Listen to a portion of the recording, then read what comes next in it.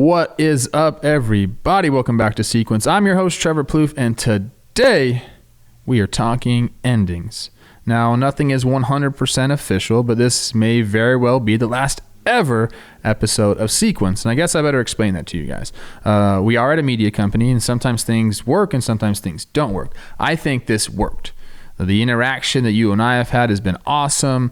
Some of the stuff that the players, some insight that we got from players was crazy good. Yelly talking about Bonds and that hitting drill. Sergio Romo talking about striking out Miguel Cabrera with the heater to end the World Series. Like, those are things that are just, they'll live on forever. Like, those are awesome clips.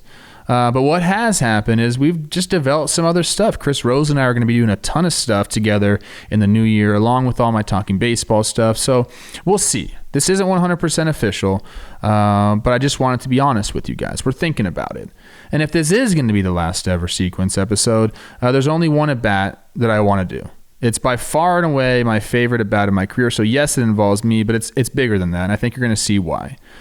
So for the last time, I want you to check this ad out, okay? Then after that, I'll break things down frame by frame like we always do, okay? So thank you for everything, and I'll catch you on the flip side. There's two things we like here at Sequence. I like making you guys entertained and smiling, and I also like making you money, okay? And that's what we're going to do here. DraftKings Sportsbook, an official sports betting partner of the NBA, has a silly offer for you, okay? Right now, all you got to do is you bet $5 on any NBA team, and if they are victorious in that game, DraftKings is going to put $150 in free bets into your account.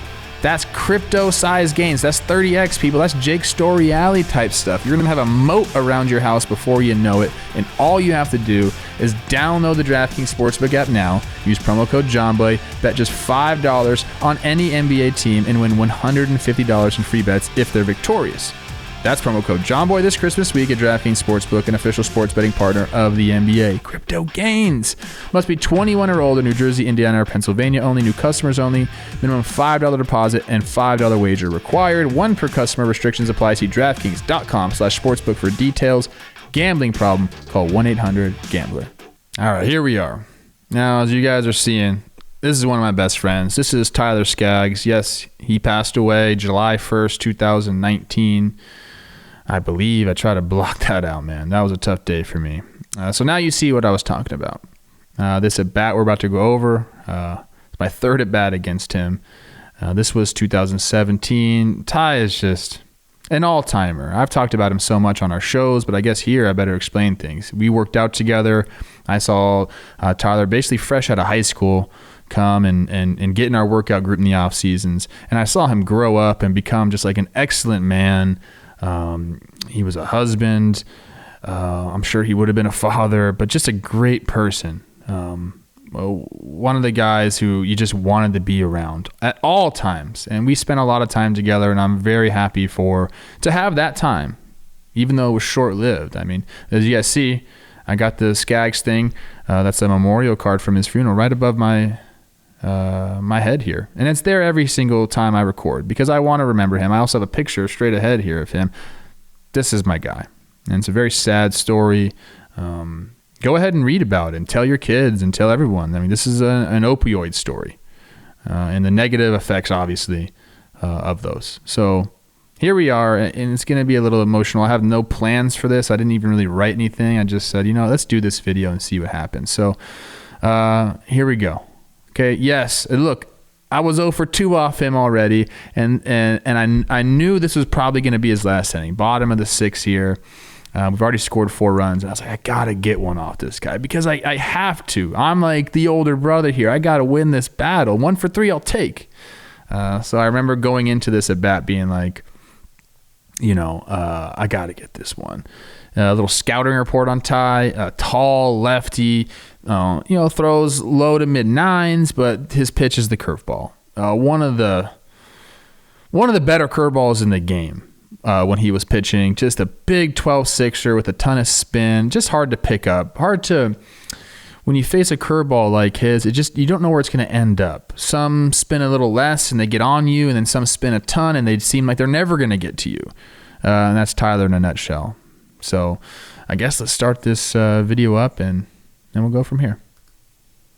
And I do want to say I was not a good hitter for the A's at the beginning of the season. And this is like first series, I believe. And here's my crouch down stance. And what I was trying to do, I was trying to go back to like 2012, Trev, where I was hitting a bunch of homers. I'd just been released by the Twins in the offseason, and then the A's signed me. I was trying anything. I wanted to get back to being a good player. And kind of said, let's go back. I had a ton of success this way. So you can see I'm crouched down a little more. KD's on second base, and here we go. First pitch. My guy's he's a little amped up. He's probably this is what's happening right now. He's probably trying to K me. He's like, I got this guy already. I think I grounded out to third and then somewhere else. I got to look that up, but it wasn't pretty my first two at bats. So first one way up top, only throwing 90. So you knew at this point, he's usually around 92 to 94. You knew he was tiring a little bit. 83 pitches. There it is. Ground out, line out. Sorry about it. A nice jersey. Look at that, like unbuttoned Trevor right here. I'm feeling myself, a veteran feeling himself in the new colors. So 1-0, he went upstairs on me. And now I'm ready for a heater. I think he's going to challenge me here. And I'm wrong. Look at that swing right there, man. And that's the curveball we're talking about. I mean, look where that thing starts out of his hand.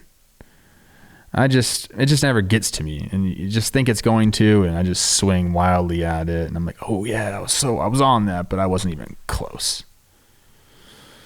And I think in my head right here, I'm like, dude, just throw me a heater. Come on. But I should have known better. I'm already established. Skaggs still trying to, really be established.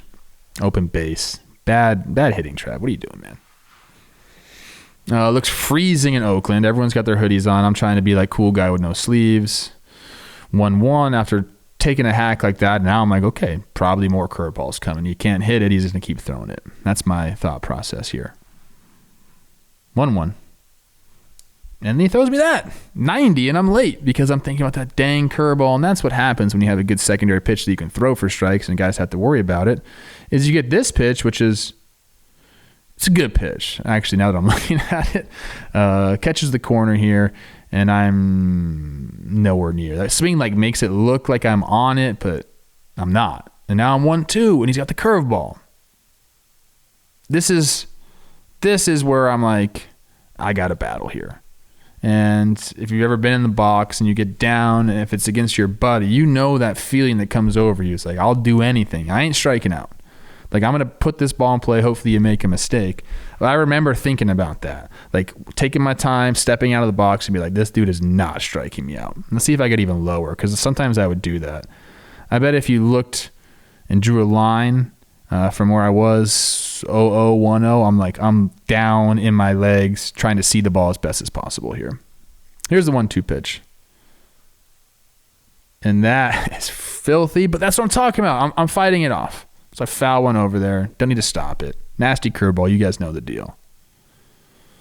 But there's nothing like that pitch right there. When you have a good curveball, there's nothing you can do with it except foul it off like that. It starts outer half of the plate, ends off the plate in, and you just got to try to live to the next pitch, essentially. And that's what I did. Yeah, I love this at bat. I love thinking about it, the camaraderie facing off. 1-2 here, just came with the curveball again. Looks like he's going curveball another time. And that's me just battling. I kind of want to go back to that one. Let me see. Look at the swing I put on this thing. I am so far out in front. Look at my hip. Absolutely gone, my people. Gone. My hip is completely gone right here. Sorry, I had to fix my chair there. But, again, make that contact, baby. And thank goodness Yunel Escobar, number 0, he played for a long time, picks it up in foul territory. So I'm still battling. It's still 1-2. 2 curveballs in a row that I'm just shown no ability to combat except barely get my bat on the ball. This was fun, too, because I think it's Bedrosian warming up. I knew this is probably Ty's last batter if I got a hit here. And I so wanted to send him to the showers. I just wanted the bragging rights over him because he had it so far. I believe he also faced Braun, who was part of our workout group in spring training, and struck him out. So this Skaggs is riding high right here. Like his mentors, he's just K'ing, dicing us up. And I was like, I can't have that. I can't get back in the weight room with this guy and have him hold that over my head. So I knew this was important, not only for, just to get a hit, but this was against my boy right here. So here's the 1-2 pitch. And he gasses me up. And I missed that one. But when you're sitting curveball, what are you supposed to do? And that was the problem, I think, with this at bat is I started sitting pitches. And I wasn't that type of hitter. Like I was more of a roll with the count. And sometimes I'd have a feeling, but like I was never really getting off the heater. And that's why right there, man. Like you missed that pitch. And now he's got to go back to the curveball. Like that's exactly what you're thinking, right? Everybody in the building knows the curveball's coming here. In my mind, that's it. Show me the heater in. Boom! He left that one over, though. And Mikey Trout, go pick that one up. Let's go back to that. Like I said, I think this is... I don't like being a guess hitter, but after the curveball, then heater in, it's like, okay, I know you're going back to it. Now, if you don't place it, I like my chances. If you do place it, maybe I pull it foul game, maybe I strike out, but you'll see right here. Just was able to keep my hands back, and he left it middle bottom. And man, that thing felt good. I saw Trout kind of coming in, saw I was going to fall. That felt really, really good. KD comes and scores. And this entire time, I'm trying not to laugh because I know Skaggs is pissed. He knows he's coming out of the game. Not a great start for him. Hits the glove right there. And there's Soch calling for somebody else. And I know I don't look happy right here, but I'm extremely happy because I won the battle and I get to be the older brother still. When you start going 0 for 3, 0 for 6 against people, they start to own you a little bit. The camaraderie changes a little bit, but I got my boy here. And that's the only time we ever squared off in the big leagues. I was done playing the following year. I only played a few months in the big leagues after that. And then Ty, obviously, unfortunately, passed away. But I keep him in my thoughts every single day. And I love him. I think, his story is great. Coming from where he came from and being the kind of person he was and developed into was really special. If you don't know a lot about him, go ahead and read up on him. And then, honestly, use his story as a cautionary tale. He had everything going for him, and then one night changed everything. So that's it. That's all I got. I just wanted to go over this at bat. Let it roll a little bit here. I wanted to see my guy again. I haven't watched this at bat in a long time. A little slow-mo here. Leg up, leg down. There he is, man. R.I.P. to my guy. TS45, bringing the spark. That's it. If that's it for sequence, I'm happy if I get to end like this because this is my guy. I appreciate everyone sticking with us. Like I said, this may or may not be the end. But after doing this, I kind of feel like I want to keep going. We'll see. I love all you guys. It's been a blast. And you'll obviously see me in all the other JOMBOY media stuff. So I hope you guys are having a great start to your week and a great end to your year and the beginning of your new year and all that good stuff. I wish you all nothing but the best. See ya.